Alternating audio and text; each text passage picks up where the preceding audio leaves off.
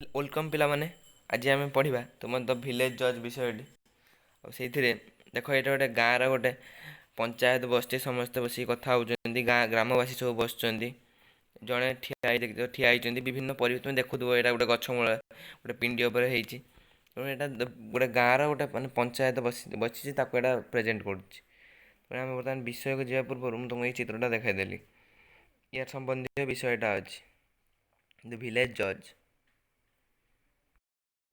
Village जज ग्राम विचारक तेणु आम विषय को जीवा पूर्व किसी कष्ट शब्दर अर्थ बुझी ना glossary trust to have faith in विश्वास रखा परसुएड टू कन्विन्स प्रवर्तवा डिसेप्शन मिसलीडिंग माने भूल विचार फॉर्डर फूड फॉर एनिमल्स एठारे गोखाद्य मोर्टाल which must die or cannot live forever माने मरणांतक कष्ट शब्दरा बहुत कम कष्ट शब्द देती कारण एटा नॉन डिटेल्ड बोली आम पढ़ला बेले कष्ट शब्दर अर्थ बुझी बुझी पढ़िया द टेक्स्ट फास्ट पार्ट को ये first part Jumman Shaikh and Algu Chaudhary we are great friends Jumman Shaikh और अलगू चौधरी होती दुई जन बहुत भल सांग each trusted the others completely Jumman Shaikh had an old aunt. She had a small piece of property.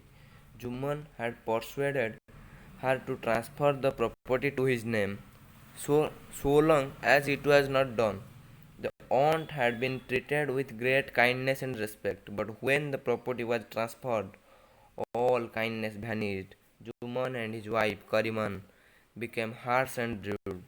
अर्थ बुझा ये जुमन शेख और अलगू चौधरी दुज परस्पर बहुत विश्वास रखी जुमन शेखर जड़े वृद्ध धाई माँ आंटी थे से माने बहुत माने गोटे क्षुद्र संपत्ति थी क्षुद्र परिमाणर बहुत आ जुमन कौन कर परसुएडेड माने प्रवर्तला से संपत्ति को तार करदे कि बहुत जेपर्यंत यहाँ हो नाला so long as it was not done जेपर्यंत यहाँ हो नाला the aunt had been treated with great kindness and respect जो आंटी जनक भल सम्मान पाते किंतु जिते बड़े यो संपत्तिटा ट्रांसफर हो गला माने स्थानित हो गला ऑल काइंडनेस भैनिड सबू दया सबू स्नेह उभे गला भैनिश अर्थ उभे जावा Jumman and his wife Kariman became harsh and rude ये जुमन आउ ता स्त्री करीमान से उभय माने रुक्ष हो उठिले for some time the aunt bore all this किसी समय आंटी बा से समस्त सबू को सहिले बोर माने बियर बोर बोर्ड माने से सहिले सबू but when she could bear it no more she complained to Jumman जिते यहाँ असह्य है से जुमन को अभियोग करे जुमन निकट में सुन I can not go on like this any more कहते मुझे चली पारि you should give me some money तुमको मत किसी टंका दबा पड़ो आई साल कुक एंड इट सेपरेटली ये अंटा कहते मुझे मोर अलग रांधि मोर सेपरेटली मुझे खाइबी मोर एकुटिया मोर अलग मुझे खाइबी जुमन रिप्लाइड रूडली जुमन रुक्ष भाव प्रत्युत्तर देला money does not grow on trees here टंका ये गचरे फले ना the aunt grew angry aunty रागिगले she threatened to call a panchayat threatened माने सी माने डरइले कहले मुझे बर्तमान गोटे पंचायत डाकि गाँव गोटे पंचायत डाकि जुमन सेड जुमन कहला सडनली हाव ए पंचायत बाय ऑल मीन्स जाओ तुम पंचायत डाक आई also would like a decision Juman कहला कि मोर भी गोटे निष्पत्ति हो गले सब कथा छिड़ तुम मो खाली रागुच किसी दरकार नहीं तुम डाक चलो I also would like a decision मुझे गोटे शुणाणी निष्पत्ति चाहे I hate they are daily quarrels myself से कहते मुझे निज तरफ मुझे दैनंदिन जो कलह हो दैनंदिन जो पार्टी कलह से जो संपत्ति तार गोटे मैंने फैसला हो देखला बेलू सी आंटी विषय चलुची किंतु कौच चलो सी तुम डाक पंचायत है मुझे सब आउ डेली मुझे जो दैनंदिन भाव जो जो कलह होटा मुझे सहीपर तुम चलो डाक से कौन है for several days after the old woman ran from village to village with a stick in her hand to support her किस दिन पर वृद्ध महिला जनक ଗାଁରୁ ଗାଁକୁ ତାଙ୍କ ହାତରେ ଗୋଟେ ବାଡ଼ିକୁ ଧରି ଚାଲିଲେ, ଯାହା ତାଙ୍କୁ ସପୋର୍ଟ କରୁଥିଲା। Most of the people did not hear the story of poor man with care and attention and did not offer her any comfort. ଆଉ ବହୁତ ଲୋକ ମାନେ ଅଧିକାଂଶ ଲୋକ ତାଙ୍କ କଥା କିଛି ଶୁଣିଲେନି କି ତାଙ୍କ କଥାକୁ ମାନେ ଠିକ୍ ଆଟେଣ୍ଟିଭ୍ ହେଲେନି, ତାଙ୍କ କଥାରେ ଶୁଣିଲେନି, ଆଉ ତାଙ୍କୁ ମଧ୍ୟ କେହି ସୁବିଧା ପ୍ରଦାନ କରିବାକୁ ବି ମଧ୍ୟ ଚାହିଁଲେନି। ଆଫ୍ଟର ମେକିଂ ହର୍ ରାଉଣ୍ଡସ୍, ତାଙ୍କର ବୁଲା ସରିବା ପରେ, ସି କେମ୍ ଆଟ୍ ଲାଷ୍ଟ ଟୁ ଅଲଗୁ ଚୌଧୁରୀ। ଶେଷରେ ସେ ଅଲଗୁ ଚୌଧୁରୀ ଯେଉଁ ଜୁମନ ଶେଖର ସାଙ୍ଗ ଅଲଗୁ ଚୌଧୁରୀ ତା ପାଖକୁ ଆସିଲେ। ସି ଥ୍ରୁ ହର୍ ଷ୍ଟିକ୍, ସେ ତାଙ୍କ ବାଡ଼ିକୁ ଫୋପାଡ଼ି ଦେଲେ। ଥ୍ରୋ ଅର୍ଥ ଫୋପାଡ଼ିବା, ଥ୍ରୁ ଅର୍ଥ ଫୋପାଡ଼ି ଦେଲେ। Waited for a while to regain her breath and said, ସେ ମୁହୂର୍ତ୍ତେ ଅପେକ୍ଷା କରି ନିଶ୍ୱାସ ନେଲେ। ଆଣ୍ଡ ସେଡ୍, କହିଲେ, son you also should come to my panchayat for a short while. ସେ କହିଲେ ଯେ ହେ ପୁଅ ବୋଲି ସମ୍ବୋଧନ କରୁଛନ୍ତି ଅଲଗୁ ଚୌଧୁରୀ, କହୁଛନ୍ତି ଯେ ହେ ପୁଅ, ତୋତେ କିଛି ସମୟ ପାଇଁ ଏଇ ଯେଉଁ ପଞ୍ଚାୟତକୁ ଆସିବାକୁ ପଡ଼ିବ। ସେଇଠୁ ବର୍ତ୍ତମାନ ଏଠି ନାଟକୀୟ ଶୈଳୀରେ ଲେଖା ହେଇଛି। ଅଲଗୁ କହିଛି, I can not I can come along if you like. ମୁଁ ଆସିବି, ଯଦି ତୁମେ ଚାହୁଁଛ ତାହେଲେ ମୁଁ ଆସିବି, but I shall not open my mouth there. ମୁଁ ସେଠାରେ ମୋ ପାଟି ଖୋଲିବିନି। ସେଇଠୁ ଆଣ୍ଟି କହୁଛନ୍ତି, ହ୍ୱାଇ ନଟ୍, ହ୍ୱାଇ ସନ୍, କାହିଁକି ପୁଅ? ଅଲଗୁ କହୁଛି, Jumman is my old friend of mine. Jumman ହେଉଛି ମୋର ପୁରାତନ କାଳିଆ ସାଙ୍ଗ। I can not quarrel with him. ମୁଁ ତା ସାଙ୍ଗରେ କଳି କରିପାରିବି ନାହିଁ। ସେଇଠୁ ଆଣ୍ଟି କ'ଣ କହୁଛନ୍ତି, ସନ୍, ହେ ପୁଅ, will you hesitate to say the honest thing because you fear a quarrel. ହେ ପୁଅ, ତୁମେ କ'ଣ ମାନେ ଗୋଟେ ଠିକ୍ ସାଧୁ କଥା କହିବାକୁ ତୁମେ ଡରୁଛ? ତୁମେ କୁଣ୍ଠାବୋଧ କରୁଛ ଗୋଟେ ସାମାନ୍ୟ ଗୋଟେ କଳହ ପାଇଁ? କ୍ୱାରେଲ୍ ଅର୍ଥ କଳହ ବା କଳି। Algu had no reply to give to his question for the old man. ବର୍ତ୍ତମାନ ଅଲଗୁ ପାଖରେ କିଛି ପ୍ରତ୍ୟୁତ୍ତର ନଥିଲା ସେଇ ବୃଦ୍ଧାଙ୍କୁ ଦେବା ପାଇଁ। But her words continued echo in his heart. କିନ୍ତୁ ସେଇ ଯେଉଁ କଥା ଗୁଡ଼ିକ ତା ହୃଦୟରେ ପ୍ରତିଧ୍ୱନିତ ହେଲା। କେଉଁ କଥା ନା, will you hesitate to say the honest thing because you fear a quarrel. ଏଇ ଯେଉଁ ଲାଇନ୍ଟା ଆଣ୍ଟି କହିଥିଲେ, ଯେଉଁ ଶେଷରେ ଯେଉଁ କହିଥିଲେ, ସେଇଟା ବାରମ୍ବାର ତା ହୃଦୟରେ ପ୍ରତିଧ୍ୱନିତ ହେଲା। ତେଣୁ ଆମେ ବର୍ତ୍ତମାନ ଫାର୍ଷ୍ଟ ପାର୍ଟ ସରିଗଲା, ବର୍ତ୍ତମାନ ସେକେଣ୍ଡ ପାର୍ଟକୁ ଯିବା। ଦ ପଞ୍ଚାୟତ ମେଟ୍ ଅଣ୍ଡର ଏ ଟ୍ରି ୱାନ୍ ଇଭିନିଂ। ଦିନେ ସନ୍ଧ୍ୟାବେଳେ ଏଇ ଯେଉଁ ପଞ୍ଚାୟତଟି ଗୋଟେ ଗାଁର ଗଛ ତଳେ ବସିଲା। The old woman started her case and then said to ଜୁମନ୍।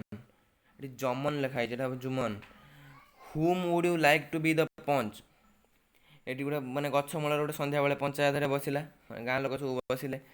ସେ ଯେଉଁ ବୃଦ୍ଧା ମହିଳା ଜଣକ ପଚାରିଲେ, ତାଙ୍କ କଥାଟାକୁ ଉପସ୍ଥାପନ କରିଲେ, ଆଉ ପଚାରିଲେ ଯେ ହେ ଜୁମନ୍, ତୁମେ କାହାକୁ ତୁମର ଏଇ ଯେଉଁ ପଞ୍ଚ ବା ତୁମର ମାନେ ବିଚାରକ ଭାବେ, ଗ୍ରାମ ବିଚାରକ ଭାବେ ନିଯୁକ୍ତ କରିବାକୁ ଚାହୁଁଛ? ମାନେ ଆଜିକାର ଯେଉଁ ସଭା ହେବ, ଆମ ଭିତରେ ଯେଉଁ କଳହ ବା ଦ୍ୱନ୍ଦ୍ୱ ହୋଇଛି, ସେଥିପାଇଁ ଯେଉଁ ବିଚାରକ ଜଣକ ଏଠାରେ ଉପସ୍ଥିତ ହେବେ, ତୁମେ କାହାକୁ ବିଚାରକ ଭାବେ ରଖିବାକୁ ଚାହୁଁଛ?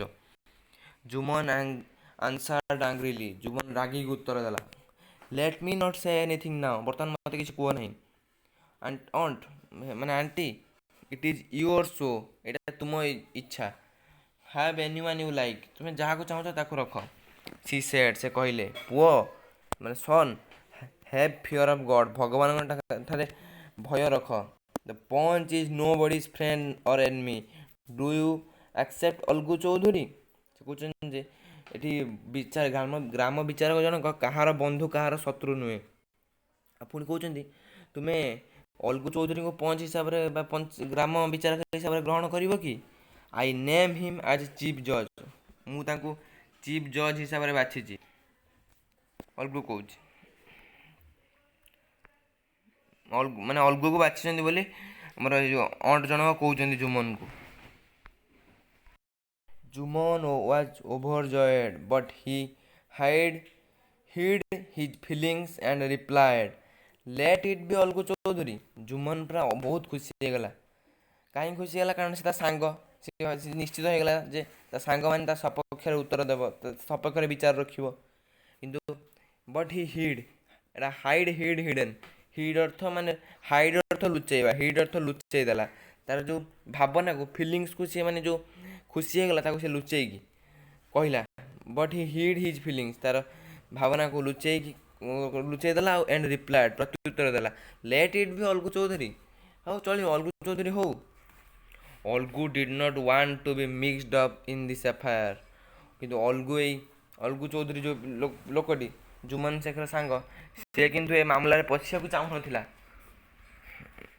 ହି wanted to get out and exclaimed, ସେ ବାହାରି ଯିବାକୁ ଚାହୁଁଥିଲା ଆଉ କହିଲା, aunty you know Jumman and I are close friend. ସେଠି ଯେଉଁ ବାହାରି ଯିବାକୁ ତାକୁ ଯେତେବେଳେ ତା ନାଁଟା ଡକା ହେଇଗଲା, ସେ ବାହାରି ଯିବାକୁ ଚାହିଁଲା ଆଉ କ'ଣ କହିଲା, କହିଲା ହେ ଆଣ୍ଟି ତୁମେ ଜାଣିଛ ଜୁମନ ଆଉ ମୁଁ ହେଉଛି ଘନିଷ୍ଠ ବନ୍ଧୁ, କ୍ଲୋଜ୍ ଫ୍ରେଣ୍ଡ। କିନ୍ତୁ ଦ ଅଣ୍ଟ ରିପ୍ଲାଏଡ୍ ଗ୍ରେଭଲି, କିନ୍ତୁ ଆଣ୍ଟି ଜଣକ ମାନେ ପୁରା ଗମ୍ଭୀର ଭାବେ ଉତ୍ତର ଦେଲେ, son nobody can sell his conscience for friendship, God lives in the heart of the panch. ସେଠି କହିଲେ, ହେ ପୁଅ, କେହି ତାର ନିଜ ବିବେକକୁ ତାର ବନ୍ଧୁତ୍ୱ ପାଇଁ ବିକି ଦିଏ ନାହିଁ। ଭଗବାନ କେଉଁଠି ବାସ କରନ୍ତି ନା ଗ୍ରାମ ବିଚାରକ ବା ପଞ୍ଚର ହୃଦୟରେ ବାସ କରନ୍ତି। What ever the panch says is spoken by God himself, ଯାହା ଗ୍ରାମ ବିଚାରକ ଜଣକ ବା ପଞ୍ଚ ଜଣକ କୁହେ ସେଇଟା ଭଗବାନଙ୍କ ଦ୍ୱାରା କଥିତ ହୁଏ। ଅଲଗୁ ସେଡ୍, ଅଲଗୁ କହିଲା, Sheikh Jumman you and I are old friend. ସେଇଠୁ ବର୍ତ୍ତମାନ ଅଲଗୁର ପଟ ପରିବର୍ତ୍ତନ ହେଲା, ଅଲଗୁ ବର୍ତ୍ତମାନ କହୁଛି, ଜୁମନ ଶେଖ୍ ତୁମେ ଆଉ ମୁଁ ହେଉଛୁ ବର୍ତ୍ତମାନ, ତୁମେ ଜାଣିଥିବ ତୁମେ ଆଉ ମୁଁ ହେଉଛୁ ଆମେ ପୁରୁଣା କାଳିଆ ବନ୍ଧୁ। ବଟ୍ ଆଟ୍ ଦିସ୍ ମୁମେଣ୍ଟ, ଏଇ ମୁହୂର୍ତ୍ତରେ you and old aunt are exactly the same to me. ବର୍ତ୍ତମାନ ତୁମେ ଆଉ ତୁମର ଯେଉଁ ବୃଦ୍ଧା ଅଣ୍ଟି ସିଏ ବର୍ତ୍ତମାନ ମୋ ପାଇଁ ସମାନ। You may state your case before the panchayat, ତୁମେ ତୁମର ଯେଉଁ କେସ୍ ଅଛି ତାକୁ ତୁମେ ଉପସ୍ଥାପନ କର ଏଇ ଯେଉଁ ପଞ୍ଚାୟତ, ବିଫୋର୍ ଦ ପଞ୍ଚାୟତ ମାନେ ଏଠି in front of the panchayat, panchayat ଆଗରେ ଉପସ୍ଥାପନ କର। Jumman was not confident that he had won. Jumman was now confident that he had won. Jumman ବର୍ତ୍ତମାନ ପୁରା କନଫିଡେଣ୍ଟ, ସ୍ଥିର ନିଶ୍ଚିତ ହୋଇଗଲା ଯେ ସେ ଜିତିଲା ଭାବିଦେଲା। ହି ଇମାଜିନ୍ଡ, ସେ କଳ୍ପନା କଲା, that Alagu's talk was ମିୟର୍ show. ସେ କହିଲା ଯେ ଅଲଗୁର ଏଇ ଯେଉଁ କଥାଟା ଖାଲି ଲୋକ ଦେଖାଣିଆ, ମିୟର୍ ଶୋ, ଦେଖେଇବା ପାଇଁ, ଖାଲି ତୁଚ୍ଛାଟା ଦେଖେଇବା ପାଇଁ। କିନ୍ତୁ ଜୁମନ ଭାବୁଛି ଯେହେତୁ ସେ ମୋ ସାଙ୍ଗ, ଖାଲି ଏମିତି ଦେଖେଇବା ପାଇଁ କହିଦେଲା କି ବର୍ତ୍ତମାନ ତୁମେ ଆଉ ସେ ଅଣ୍ଟି ମୋ ପାଇଁ ସମାନ। କିନ୍ତୁ ଯେତେବେଳେ ରାୟ ଦେବ ତାଙ୍କ ସପକ୍ଷରେ ଦେବ। Therefore with his heart at peace he stated his case. ସେଥିପାଇଁ ଦେୟାର ଫୋର୍ ସେ ତାର ହୃଦୟରେ ପୁରା ଶାନ୍ତି ଭରିଗଲା ଯେତେବେଳେ ଦେଖିଲା ଅଲଗୁ ଏମିତି କଥା କହିଲାଣି ଯେ ସେ ଭାବିଲା ଯେ ତା ସପକ୍ଷରେ ଯଦି ଉତ୍ତର ଦେବ ସେ ପୁରା ଶାନ୍ତିର ସହିତ ତାର ଯେଉଁ କେସ୍ଟାକୁ ସେ ଉପସ୍ଥାପନ କଲା। Algu Chaudhary started asking questions which Jumman found hard to answer. Algu Chaudhary କ'ଣ କଲା ନା ପ୍ରଶ୍ନ ପଚାରିବାକୁ ଲାଗିଲା, ଯେଉଁଟାକି ଜୁମନ ପାଇଁ ଉତ୍ତର ଦେବା ବା ତାର ଉତ୍ତର କାଢ଼ିବା କଷ୍ଟକର ହୋଇପଡ଼ିଲା। Finally Algu gave his judgement, ଶେଷରେ ଅଲଗୁ ତାର ଶୁଣାଣି ତା ରାୟ ଶୁଣେଇଲା। Jumman Sheikh, the elders have considered this matter. କହିଲା ଯେ ଏଇ ଯେଉଁ ବରିଷ୍ଠ ଲୋକମାନେ ସେମାନେ ତାଙ୍କର ଏଇ ବିଷୟଟାକୁ ହୃଦବୋଧ କଲେ ବା ବିଚାର କଲେ। They think it proper that aunt should have a monthly allowance. ସେମାନେ ବିଚାର କଲେ ଯେ ଏଇ ଯେଉଁ ଆଣ୍ଟି ଜଣଙ୍କୁ ମାନେ କିଛି ମାସିକ ଆଲାଉନ୍ସ ବା ମାସିକ ଭତ୍ତା ଦିଆଯିବା ଉଚିତ। ଦିସ୍ ଇଜ୍ ଆୱାର ଡିସିସନ୍, ଏଇଟା ହେଉଛି ଆମର ନିଷ୍ପତ୍ତି। ମାନେ ସେଇ ଯେଉଁ ପଞ୍ଚାୟତରେ ଯେଉଁ ସବୁ ବସିଥିଲେ ମୁଁ ଦେଖେଇଥିଲି ପ୍ରଥମେ ଭିଡ଼ିଓରେ, ସେଇମାନେ ସବୁ ବସୁଛନ୍ତି, ସେମାନେ ବିଚାରକ ମଣ୍ଡଳୀ କହୁଛନ୍ତି ଯେ ଏଇଟା ହେଉଛି ଆମର ନିଷ୍ପତ୍ତି। If you do not agree to pay the monthly expenses then the property should be returned to her. କହୁଛନ୍ତି ଯଦି ତୁମେ ଏଇ ଯେଉଁ ମାସିକ ତାଙ୍କର ଯେଉଁ ମାସିକ ଖର୍ଚ୍ଚ ଏକ୍ସପେନ୍ସ ଅର୍ଥ ଖର୍ଚ୍ଚ, ମାସିକ ଖର୍ଚ୍ଚ ଦେବା ପାଇଁ ତୁମେ ଯଦି ରାଜି ନ ହେବ ତୁମର ସେଇ ଯେଉଁ ସମ୍ପତ୍ତି ସବୁ ପୁଣି ରିଟର୍ଣ୍ଣ କରିଯିବ, ମାନେ ପୁଣି ଫେରିଯିବ ତୁମ ଏଇ ଯେଉଁ ଆଣ୍ଟିଙ୍କ ପାଖକୁ। ଦେନ୍ ଥାର୍ଡ଼ ପାର୍ଟକୁ ଯିବା। Jumman had never expected such a judgement from a friend like Algu. Jumman ଏଭଳି ମାନେ ରାୟ ଆଶା କରୁନଥିଲା, ଏଭଳି ଶୁଣାଣି ସେ ତାର ଯେଉଁ ଅଲଗୁ ଭଳିଆ ସାଙ୍ଗଠାରୁ ସେ ଆଶା କରୁନଥିଲା। ଏକ୍ସପେକ୍ଟ ଅର୍ଥ ଆଶା କରିବା। It broke up the friendship between Jumman and Algu. ଏଇ ଯେଉଁ କଥାଟା, ଏଇ ଯେଉଁ ଶୁଣାଣି, ଏଇ ଯେଉଁ ରାୟ, ସେଇଟା ଜୁମନ ଆଉ ଅଲଗୁ ଭିତରେ ଥିବା ବନ୍ଧୁତ୍ୱକୁ ଭାଙ୍ଗିଦେଲା। Now they were never to be seen talking together. ବର୍ତ୍ତମାନ ସେମାନେ ଆଉ ଦୁଇ ଜଣ ମିଳିତ ହୋଇ କଥା ହେବାର ଦେଖାଯାଆନ୍ତି ନାହିଁ। Jumman began to think of taking revenge. Jumman କ'ଣ କଲା ନା ପ୍ରତିଶୋଧ ନେବା ପାଇଁ ଚିନ୍ତା କଲା। ରିଭେଞ୍ଜ ଅର୍ଥ ପ୍ରତିଶୋଧ ନେବା। ଏ ଇୟର୍ ବିଫୋର୍, ବର୍ଷେ ପୂର୍ବରୁ କ'ଣ ହେଇଥିଲା ମାନେ ଏଇ ଯେଉଁ ଘଟଣା ଘଟିବାର ଏଇ ଯେଉଁ ପଞ୍ଚାୟତ ବସିବାର ବର୍ଷେ ପୂର୍ବରୁ Algu had but a very beautiful pair of bullocks from the fair at Bateshwar. ଏଇ ଯେଉଁ ଘଟଣା ଘଟିବାର ବର୍ଷେ ପୂର୍ବରୁ ଅଲଗୁ ତାର ମାନେ ହଳେ ବଳଦ କିଣିଥିଲା। ହଳେ ଅର୍ଥ 2ଟା ବଳଦ କିଣିଥିଲା ଠାରୁ ନା ବାଟେଶ୍ୱରରୁ।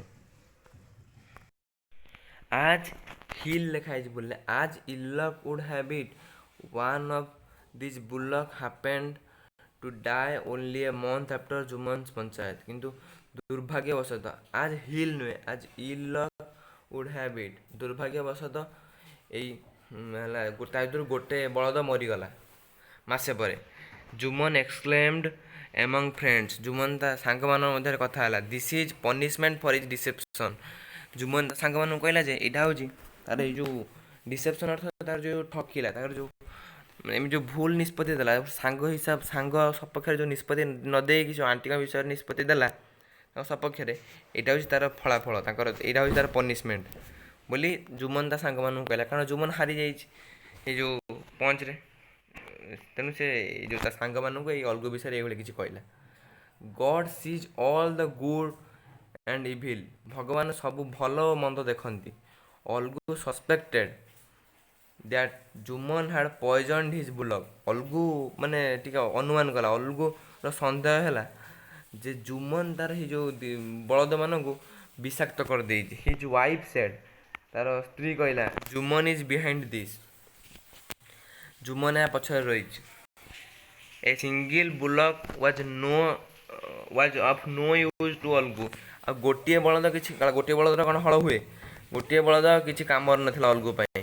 Show he decided to sell it off ସେଇଟା ସେ ବିକିଦେବାକୁ ନିଷ୍ପତ୍ତି ନେଲା। There was a certain Samjhu Sahu in the village who used to drive an ekka two the town. ସେଇ ସବୁ ଗାଁରେ ଗୋଟେ ଥିଲା କିଏ ନା ସମଝୁ ସାହୁ ବୋଲି ଗୋଟେ ଲୋକ ଥିଲା। ସେ ସବୁବେଳେ କ'ଣ କରୁଥିଲା ସେ ଗାଁରୁ କିଛି ମାନେ ଯେଉଁ ଜିନିଷ ବହନ କରିକି ନେଉଥିଲା ଏକା ବୋଲି ଗୋଟେ ଗାଡ଼ି ସେଇଥିରେ ସେ ବହନ କରି ନେଉଥିଲା ସହରକୁ। He would carry ghee and sugar to the town market ସେ ଟାଉନ୍ ମାର୍କେଟକୁ ଘିଅ ଓ ଚିନି ନେଇକି ଯାଉଥିଲା। And return from there with a lot of salt and oil କିନ୍ତୁ ସେଠାରୁ ସେ ବହୁତ ଲୁଣ ଆଉ ତେଲ ଧରି ଫେରୁଥିଲା। Which he then sold in the village ଯାହାକୁ ଆଣିକି ସେ ଗାଁରେ ହେଇ ଯେଉଁ ଲୁଣ ଆଉ ତେଲ ଆଣୁଥିଲା ସେଇଟା ଆଣିକି ଗାଁରେ ବିକୁଥିଲା। He thought if he had this bullock ସେ ଚିନ୍ତା କଲା ଯଦି ତା ପାଖରେ ଏଇ ଯେଉଁ ଅଲଗୁର ଆଉ ଯେଉଁ ଗୋଟିଏ ବଳଦ ବଳିଲା ସେଇଟା ଯଦି ତାର ହେଇଯାଆନ୍ତା ହି କୁଡ୍ ମେକ୍ 3ଟା ଟ୍ରିପ୍ସ ଏ ଡେ ଇଜିଲି ସେ ତାହେଲେ ଦିନକୁ 3 ଥର ନେବା ଆଣିବା କରିପାରନ୍ତା 3 ଟ୍ରିପ୍ କରିପାରନ୍ତା। ଏ ସହରରୁ ଗାଁ ଗାଁରୁ ସହର ସହରରୁ ଗାଁ ଗାଁରୁ ସହର ଭଳିଆ 3 ଟ୍ରିପ୍ କରିପାରନ୍ତା। ହି ବଟ୍ ଦ ବୁଲକ୍ ସେ ବଳଦ ବିକିଦେଲା କିଏ ନା ଅଲଗୁ and promised to pay up the price in a month's time। କ'ଣ ହେଲା ନା ସମଝୁ ସାହୁ ସେଇ ଯେଉଁ ମାସେ ଭିତରେ ସେ ଟଙ୍କାଟା ଦେବା ପାଇଁ କହିଲା। Samjhu Sahu began to overwork this bullock Samjhu Sahu କ'ଣ କଲା ନା ବଳଦଟାକୁ ଅଧିକ ଯେତିକି ନୁହେଁ ତାଠୁ ଅଧିକ ଖଟେଇଲା ଓଭରୱାର୍କ କରେଇଲା। He began making 3 to 4 trips per day ଦିନକୁ 3ରୁ 4 ଥର ନେବା ଆଣିବା କଲା। He worried neither about giving it fodder nor water କିନ୍ତୁ ତାକୁ ଖାଇବା ପିଇବା ଯେଉଁ ଗୋଖାଦ୍ୟ ଆଉ ପାଣି ଦେବା ପାଇଁ ମାନେ ଏଇ ସବୁ ମାନେ ଖାଦ୍ୟ ପେୟ ବିଷୟରେ କିଛି ଚିନ୍ତା କଲା ନାହିଁ। ହି worried only about his trips ସେ କେବଳ ତାର ସେ ଯେଉଁ ନେବା ଆଣିବା ଯେଉଁ ପରିବହନ ବିଷୟରେ କେବଳ ଚିନ୍ତା କଲା। ୱିଦିନ୍ ଏ ମନ୍ଥ ଏକ ମାସ ମଧ୍ୟରେ the bullock became a mere bag of skin and bones ମାସେ ଭିତରେ ବଳଦ ପୁରା ଚେମିଡ଼ିଆ ହେଇଗଲା ପୁରା ତାର ହାଡ଼ ସବୁ ଦେଖାଗଲା। One evening, Sahuji put a double load on it during the 4th trip। ଦିନେ ସନ୍ଧ୍ୟାବେଳେ ଏ ଯେଉଁ ସାହୁଜି ଯେଉଁ ସମଝୁ ସାହୁ ସେ କ'ଣ କଲେ ନା ତାର ଯେଉଁ ଚତୁର୍ଥ ଟ୍ରିପ୍ରେ ମାନେ 4 ନମ୍ବର ଯେଉଁ ଟ୍ରିପ୍ ଅର୍ଥ ଥରେ ଗୋଟେ ଯିବା ଆସିବା ଗୋଟେ ଟ୍ରିପ୍ କୁହାଯାଏ। ପୁରା ସେ ଗୋଟିଏ ବଳଦରେ ସେ 4 ଥର ନେବା ଆଣିବା କଲେଣି ଚତୁର୍ଥ ଥର ଯେତିକି ଲୋଡ଼ ପକାଇବା କଥା ତାର ଦ୍ୱିଗୁଣା ଲୋଡ଼ ପକାଇ ଦେଇଛନ୍ତି। The animal was dead tired by the day's work କିନ୍ତୁ ଏ ଯେଉଁ ପଶୁଟି ଅର୍ଥାତ୍ ଏ ଯେଉଁ ବଳଦଟି ଦିନ ସାରା କାମ କରି ପୁରା ମୃତ ପ୍ରାୟ ହୋଇଯାଇଥିଲା। It could not get going କିନ୍ତୁ ଏଟା ଆଉ ଆଗକୁ ଚାଲିପାରିଲା ନାହିଁ। Samjhu whipped it with the greatest cruelty. Sanju କ'ଣ କଲା ନା ପୁରା ରାଗିକି ପୁରା ମାନେ କ୍ରୁର ହେଇକି, କ୍ରୁଏଲ ଅର୍ଥ କ୍ରୁର, ନିର୍ଦ୍ଦୟ, ପୁରା ନିର୍ଦ୍ଦୟ ହେଇକି ତାକୁ ଚିମୁଡ଼ି ଦେଲା। The bullock made a last effort, ମାନେ ବଳଦଟି ଶେଷ ଚେଷ୍ଟା କଲା, but fell down on the ground, କିନ୍ତୁ ଶେଷରେ ସେଇ ଯେଉଁ ଭୂମି ଉପରେ, ମାନେ ସେଇ ମାଟି ଉପରେ ସେଇଠି ସେ ପଡ଼ିଗଲା। ନେଭର୍ ଟୁ ରାଇଜ୍ ଆଗେନ୍, ଆଉ ଉଠିଲାନି, ଅର୍ଥାତ୍ ବଳଦଟି ମରିଗଲା। କାରଣ ଚତୁର୍ଥ ଟ୍ରିପ୍ରେ ସେ ପୁଣି ଡବଲ୍ ଲୋଡ୍ ନେଉଛି, ସେ ପୁଣି ଦିନ ସାରା କାମ କରି କରି ସେ କ୍ଳାନ୍ତ ହେଇକି ମୃତ ପ୍ରାୟ ହେଲାଣି, ତଥାପି ତାକୁ ଶେଷରେ ପୁଣି ଚିମୁଡ଼ୁଛି ବହୁତ ନିର୍ଦ୍ଦୟ ହେଇକି ଯେ ଆଗକୁ ଯିବା ପାଇଁ, କିନ୍ତୁ ସେ କିଛି ପାରିଲାନି, ଆଉ ତଳେ ପଡ଼ିଗଲା, ଆଉ କେବେ ଉଠିଲାନି, ଅର୍ଥାତ୍ ମରିଗଲା। ଆମର ବର୍ତ୍ତମାନ ଆଉ ଶେଷ ପାର୍ଟ ରହିଲା, ଆମର ତିନିଟି ପାର୍ଟ ସରିଗଲାଣି। ଶେଷ ପାର୍ଟଟି ଆମେ ଯିବା। ବର୍ତ୍ତମାନ ଆମେ ଚତୁର୍ଥ ପାର୍ଟକୁ ଯିବା। When Algu asked for the price of his bullock, ଯେତେବେଳେ ଅଲ୍ଗୁ ଆସିକି ତାର ଯେଉଁ ବଳଦ ପାଇଁ ପଇସା ମାଗିଲା, both husband and wife said angrily, ଉଭୟ ଏଇ ଯେଉଁ ସାହୁଜୀର ସ୍ତ୍ରୀ ଆଉ ସେ ସାହୁଜୀ, ମାନେ ଉଭୟ ସ୍ୱାମୀ ସ୍ତ୍ରୀ କ'ଣ କଲେ ଜାଣିଛ? ରାଗିକି କହିଲେ, ଦ୍ୟାଟ୍ ଇଜ୍ ଆମାଜିଂ, ଆଶ୍ଚର୍ଯ୍ୟ କଥା। He gave us a dying bullock and now wants the price for it. ସେମାନେ କହିଲେ, ବର୍ତ୍ତମାନ ସେ ଆମକୁ ଗୋଟେ ଦରମରା ବଳଦ ଦେଇଥିଲା, ବର୍ତ୍ତମାନ ତାର ପଇସା ମାଗୁଛି। କାରଣ ପ୍ରକୃତରେ ସେମାନେ ଜାଣିବା ଦରକାର ଯେ ସେମାନେ ତାକୁ ଖାଇତେ ପିଇତେ ନ ଦେଇକି, ଖାଇବା ପିଇବାକୁ ଦେଇନାହାନ୍ତି, ଆଉ କିନ୍ତୁ ସେଇଥିପାଇଁ ସେ ମରିଯାଇଛି। କିନ୍ତୁ ସେମାନେ କହୁଛନ୍ତି ଯେ ସେ ତାକୁ ଗୋଟେ ଦରମରା ବଳଦ ଦେଇଥିଲା, ଆଉ ଏବେ ଆସି ପଇସା ମାଗୁଛି। ଅଲ୍ଗୁ ହ୍ୟାଡ୍ ମେନି ଏନିମିଜ୍, ଅଲ୍ଗୁର ବହୁତ ଶତ୍ରୁ ଥିଲେ। ଦେ ଟୁ ଟୁଗେଦର ଆଣ୍ଡ ହେଲ୍ପଡ୍ ସାହୁଜୀ, ସେମାନେ ଗ୍ୟାଦର ଅର୍ଥ ମାନେ ମିଶିଗଲେ, ଆଉ ସାହୁଜୀକୁ ସାହାଯ୍ୟ କଲେ। ଅଲ୍ଗୁ ୱାଜ୍ ହେଲ୍ପଲେସ୍, ଅଲ୍ଗୁ ସାହାଯ୍ୟହୀନ ହୋଇପଡ଼ିଲା। But how could Hi loss A 150 rupees, କିନ୍ତୁ କେମିତି ସେ 150 ଟଙ୍କା ଛାଡ଼ିଦେବ? କାରଣ ସେତେବେଳେ 150 ଟଙ୍କାର ବହୁତ ମୂଲ୍ୟ, ଗୋଟେ ବଳଦର ଦାମ ସେତେବେଳେ 150 ଟଙ୍କା ଥିଲା, ଏବେ ଏଇଟା କେତେ 8-9 ହଜାର ପଡ଼ୁଛି ଅତି କମ୍ରେ। ହି ଲଷ୍ଟ ହିଜ୍ ଟେମ୍ପର, ସେ ତାର କ୍ରୋଧ ସମ୍ବରଣ କରିପାରିଲାନି। The good people of a village gathered round and advised them to take the matter to the panchayat. କେତେଜଣ ଭଲ ଲୋକ, ସେ ଗାଁର କେତେଜଣ ଭଲ ଲୋକ ମିଶିଲେ, ଆଉ ଅଲ୍ଗୁକୁ କହିଲେ, ତାକୁ ଉପଦେଶ ଦେଲେ, ଆଡ଼ଭାଇସ୍ କଲେ ଯେ ଯା ତୁ ଏଇ ଯେଉଁ କଥାଟା ନେଇକି ପଞ୍ଚାୟତରେ ପକା, ଗାଁ ପଞ୍ଚାୟତରେ। Both Algu and Sahuji agreed to this, ଉଭୟ ଏଇ ଯେଉଁ କଥାରେ ଉଭୟ ରାଜି ହେଲେ, ଅଲ୍ଗୁ ଆଉ ସାହୁଜୀ ଦୁଇଜଣ ରାଜି ହେଇଗଲେ। 3 days ଆଫ୍ଟର ଦିସ୍, ଏହାର 3 ଦିନ ପରେ, ଦ ପଞ୍ଚାୟତ ଏଗେନ୍ ମେଟ୍ ଅଣ୍ଡର ଦି ଟ୍ରି, ଏଇ ଯେଉଁ କଥାଟା ରାଜି ହେଲେ, ତାର 3 ଦିନ ପରେ ଏଇ ଯେଉଁ ସେଇ ଗଛ ତଳେ, ସେମ୍ ଟ୍ରି, ସେଇ ଗଛ ତଳେ ଯେଉଁଠି ଜୁମନ ଆଉ ତା ଆଣ୍ଟିଙ୍କ କେସ୍ ବୁଝା ହେଇଥିଲା, ସେଇ ଗଛ ତଳେ ଏଇ ଯେଉଁ ଅଲ୍ଗୁ ଆଉ ସାହୁଜୀର କଥା ବୁଝା ହେଲା। ହୁ ସୁଡ୍ ବି ଦ ପଞ୍ଚ, ସମୱାନ୍ ଆସ୍କଡ୍ ଅଲ୍ଗୁ, କେହି ଜଣେ ପଚାରିଲା ଅଲ୍ଗୁକୁ, ବର୍ତ୍ତମାନ ଗ୍ରାମ ବିଚାରକ କିଏ ହେବ, କିଏ ବର୍ତ୍ତମାନ ପଞ୍ଚ ହେବ? ଅଲ୍ଗୁ ରିପ୍ଲାଏଡ୍, ଅଲ୍ଗୁ ଉତ୍ତର ଦେଲା, let Sahu have his own choice. ସେ କହିଲେ ବର୍ତ୍ତମାନ ସେ ସାହୁଜୀ, ଯେ ସାହୁ ତାର ତା ଇଚ୍ଛା ଅନୁସାରେ ପଞ୍ଚ ରଖୁ। Samjhu stood up and thundered, Jumman Sheikh on my behalf. ସେ କହିଲା ଯେ ବର୍ତ୍ତମାନ ମୋ ତରଫରୁ ମୁଁ ଜୁମନ୍ ଶେଖ୍କୁ ରଖିଛି।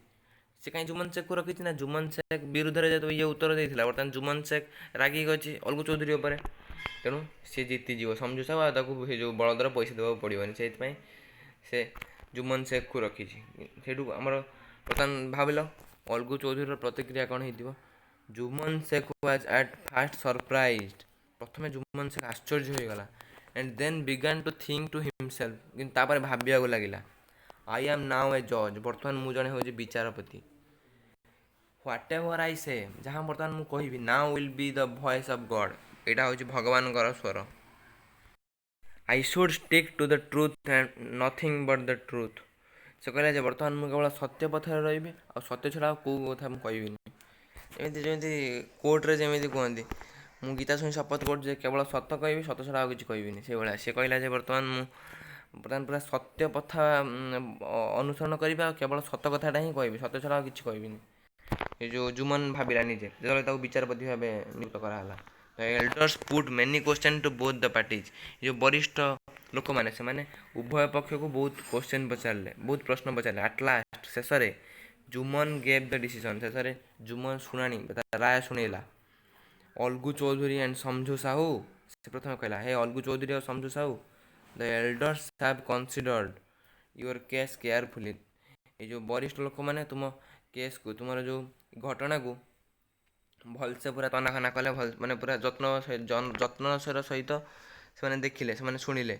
ସମଝୁ ought to pay the full price of the bullock, ସମଝୁକୁ ବର୍ତ୍ତମାନ ପୁରା ସମ୍ପୂର୍ଣ୍ଣ पैसा देवाक पड़ो से जो बलधर the bullock died only because it was driven too hard and no proper arrangement was made to feed it.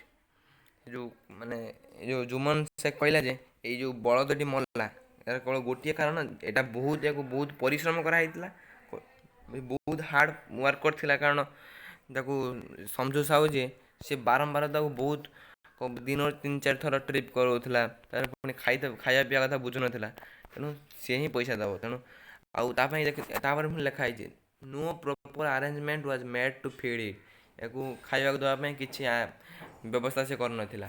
Algu Chaudhari was happy Algu Chaudhari खुशी हो गला ही गट अप से उठिला and gave a loud cheer से मैंने चिल्ले कि मैंने गोटे स्वर उठेला कौन उठे कौन कहला long live the God that is the panch माने ये जो विचारपति हृदय रे विचारपति देह भगवान बास करती आम विषय प्राय सरी आसला ये रहा लेखक होती Premchand. After a short while किछ समय पर Jumman approached Algu and embraced him Jumman कौन कला ना अलगू पाख गोटे लगिगला आउ कुंडे पकेला एम्ब्रास्ड हिम ही सेड से कहला ब्रदर ये सांग को से भाई बोली संबोधन कर भाई after you gave your decision जिते तुम्हें तुम डिसीजन तुम शुणाणी शुणी ना जिते जुमन आंटी कथा पड़ी से कौन होता ना I had become your mortal enemy मु तुम मरणांतक शत्रु हो जाइली माने आजीवन शत्रु हो जाइली बट टुडे आज आई फील श्योर मु अनुभव करुँच निश्चित sure that God himself speaks through the panch भगवान निजे से जो विचारपति माध्यम निजे कथा कहते अलगू ब्रोक डाउन अलगू पूरा खुशी भांगी पड़ा माने माने अति खुशी भांगी पड़ा the tears washed away all the dust in their eyes माने एटा गोटे तुलना करने कहुए आखिर लुह आसला अति खुशी लुह आसला जहाँकि आखिरी थी समस्त धूली को पोछीदेला अर्थात तार जो भूल धारणा थिला जो भ्रांत धारणा थिला सब पोछीदेला आखिर ये जो लुह लेखक होती किए ना प्रेमचंद पे ये होती प्रेमचंद से 1880 मसीह जन्म ग्रहण कर 1936 मसीह ये उद्यम त्याग करते आउ कौन एक विषय कह ये होती हिंदी जुगर जड़े प्रमुख कवि एति कही रोज धन्यवाद भाई माने ए वीडियो को लाइक करंतु कमेंट करंतु शेयर करंतु और सब्सक्राइब करंतु एगुड़ा करने भूलिए रोची धन्यवाद।